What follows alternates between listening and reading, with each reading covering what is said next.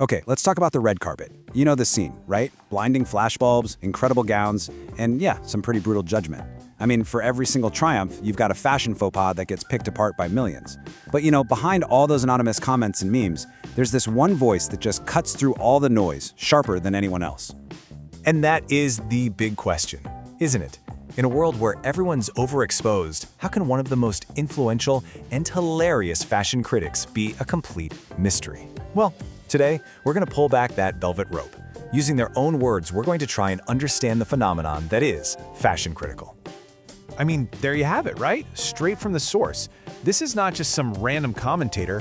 When you start comparing yourself to Banksy and Lady Whistledown, well, that's a pretty bold claim. It's telling us, hey, I operate from the shadows, but my words, they shape the entire conversation. They're anonymous, they're witty, and you just know they've got the juiciest take. All right, so let's dive in. Who is this red carpet ringleader? We know they're anonymous, we know they're sharp as a tack, but what really makes them tick?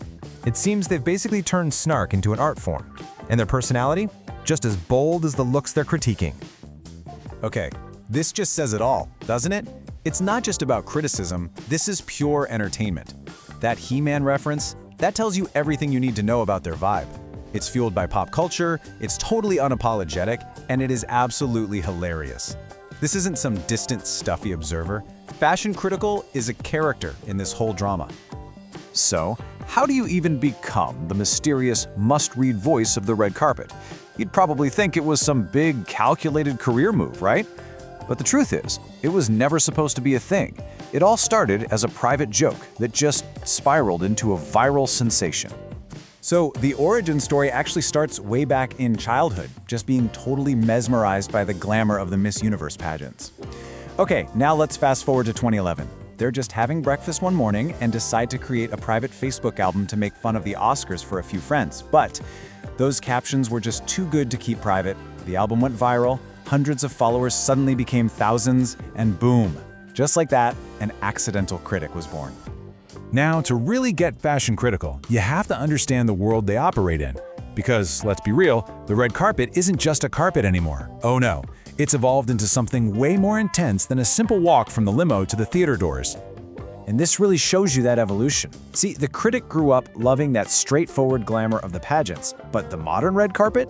They actually call it a cutthroat battlefield. It's not about just looking pretty anymore. It's a full-on strategic operation where every single celebrity is basically fighting a war for public opinion. And this quote, this just illustrates the point brilliantly. Gladiator, but with more bedazzling. It perfectly captures the high stakes, the drama, the whole spectacle. Every single look is a calculated move. Every pose is a tactic. It really is combat, just, with couture instead of swords. Okay, so if the red carpet really is a battlefield, then you gotta know that no celebrity is going into combat alone. Not a chance. They're like the generals, and behind them is an entire army. The glamour we see on TV, that's just the end result of a massive, and very expensive, well-oiled machine. So, why? Why go through all this trouble? Well, it really all boils down to one simple word: publicity. The red carpet is its own little economy, and the currency isn't cash, it's visibility.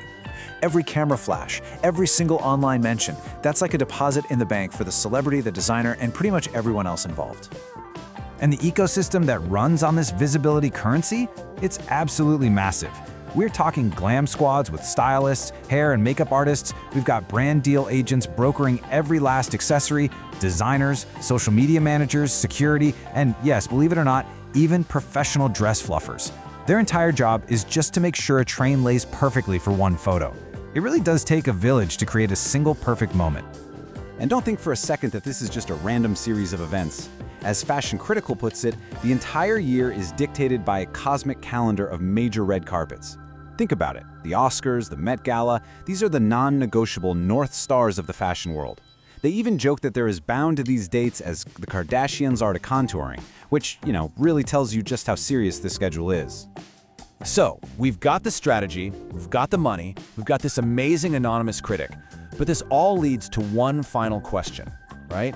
Why do we care so much? What is it about this global theater that makes it so impossible to look away from?